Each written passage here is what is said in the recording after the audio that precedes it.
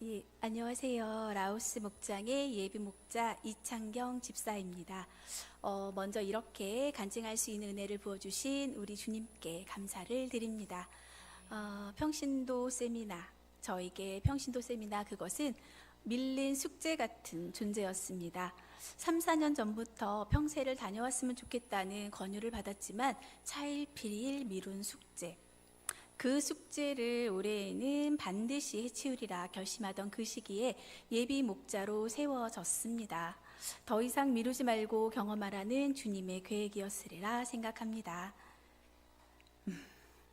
그렇게 마음은 먹었지만 내가 가고 싶다고 쉽게 갈 수 있는 것은 아니었습니다. 아이돌 콘서트 티켓팅 같은 험난한 등록을 해야 했기 때문입니다. 다행히 전직 목사님의 도움으로 등록까지 마친 저는 마음의 준비만을 하면 되는 상황이었습니다. 세미나에 가서야 알게 된 사실인데 등록의 경쟁이 얼마나 심했는지 오픈 3분 만에 등록이 마감되었으며 세미나 그 자리에 있게 된 상황 자체가 저희 모두에게 큰 축복이며 선물이라는 것을 알게 되었습니다. 그러기에 우리는 서로 축하를 나누기도 했습니다. 그렇게 등록이 되었고 기대를 하며 세미나를 기다리고 있던 세미나를 떠나기 일주일도 남지 않은 시간에 저는 또 다른 문제를 맞이하게 되었습니다. 평소 건강하시던 아버지께서 주일 새벽 구급차를 불러 응급실에 다녀오실 정도로 건강에 이상이 생기셨고 그날 밤 다시 응급실에 가야 하는 상황이 벌어진 것입니다. 수술까지 할 수도 있다는 의사 선생님의 말씀에 저는 목장 가족들에게 긴급 기도 제목을 올렸습니다. 아버지의 빠른 회복으로 평세에 참여할 수 있도록 중보 기도를 부탁드린 것입니다. 중보 기도의 힘은 역시 대단하였습니다.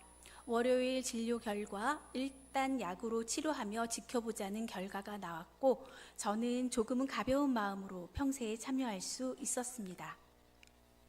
다행히 아버지께서는 지금 다시 건강으로 일상을 보내고 계십니다. 사단의 방해는 그렇게 모든 순간에 작용하지만 우리의 기도는 그 방해를 뛰어넘는 힘이 있다는 것을 다시 한번 확신하게 됩니다. 모든 상황을 뚫고 참여하게 된 평세는 서울 다운교회라는 곳에서 진행되는 프로그램으로 서울 다운교회는 1994년 설립한 후에 2009년 1월에 가정교회로 전환하여 현재 장년 목장 62개, 싱글 목장 18개, 청소년 목장 8개로 탄탄하게 가정교회를 이루고 있는 교회였습니다. 그러나 교회 건물은 참으로 소박한 대형교회를 생각하고 있던 저를 비웃듯 너무나도 협소한 하지만 정감 가는 알찬 교회였습니다. 특히나 저희의 세미나가 이루어졌던 모든 일정이 이루어졌던 장소는 교회 1층에 가장 좋은 위치였는데 평소에는 그곳이 그 지역 주민의 쉼터로 이용된다는 합정 작은 도서관으로 붙여진 이름이었습니다.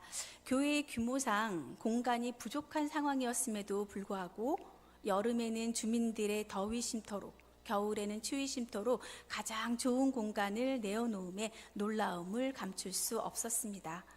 더욱이 지하 식당에서는 매일 50인분의 음식을 만들어 어르신들의 점심을 해결해 드린다는 설명에서는 평소 주변에 대한 섬김이 일상이 되어 있는 그들의 모습에 내가 제대로 왔구나 라는 생각이 들며 너무도 감사했습니다. 또한 섬겨주시는 모든 분들의 표정이 섬김을 받는 우리의 표정보다 훨씬 더 밝으신 모습에 섬김의 기쁨의 표정이란 바로 저런 것이구나 다시 한번 느끼게 되었습니다. 세미나실에 들어가면 바로 보이는 문구가 있었습니다. 그것은 성경대로, 성경이 그렇다고 하면 그런 줄 알고 아니라고 하면 아닌 줄 알고 성경이 하라고 하면 하고 하지 말라고 하면 안 하고 라는 내용의 문구였는데 그들은 그렇게 성경대로 실천하고 있었던 것입니다. 쉬는 시간마다 주어지는 간식과 몇 끼의 식사의 위대함은 생략하도록 하겠습니다.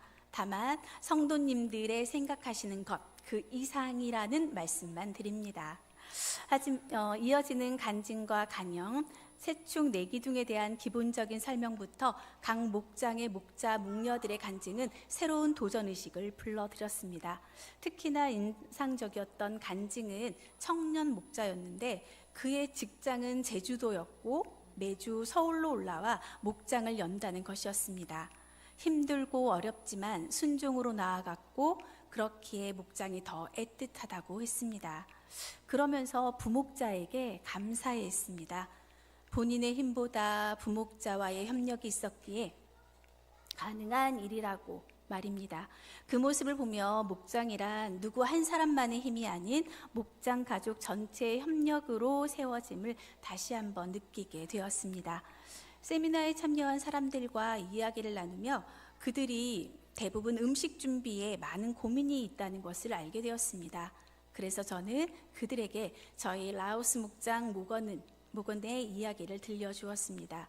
혼자 사시는 진원광 집사님이 끓여주시는 라면이 얼마나 맛이 있는지, 조금은 불편한 몸으로 만들어주신 우리 임선자 집사님의 김치찌개가 얼마나 감동인지, 우리가 진정 나누어 먹는 것은 음식이 아니라 그분들의 정성이며 성김이라고 아주 자랑스럽게 말씀을 드리며 음식에 대한 부담은 조금 내려놓자고 이야기했습니다. 이렇게 자랑스럽게 말할 수 있도록 섬겨주신 그리고 가르쳐주신 우리 라오스 가족 고맙습니다. 저는 이번 평세에 두 가지의 고민을 가지고 참석했습니다. 하나는 제가 만약 분가를 한다면 어떤 목자가 되어야 하는지, 어떤 부분에 치중하며 목장을 꾸려가야 하는지에 대한 것이었습니다.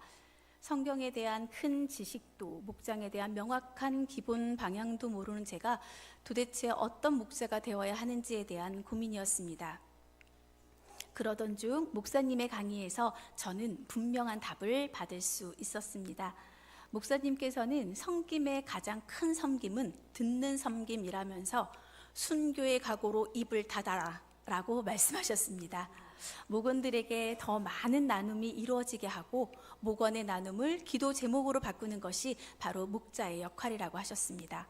기도 제목으로 기도 후에는 일어난 일을 기도와 연결도 시켜야 한다시며 말입니다. 말하는 것보다 듣는 것이 편한 저에게는 정말 안성맞춤의 말씀이셨습니다.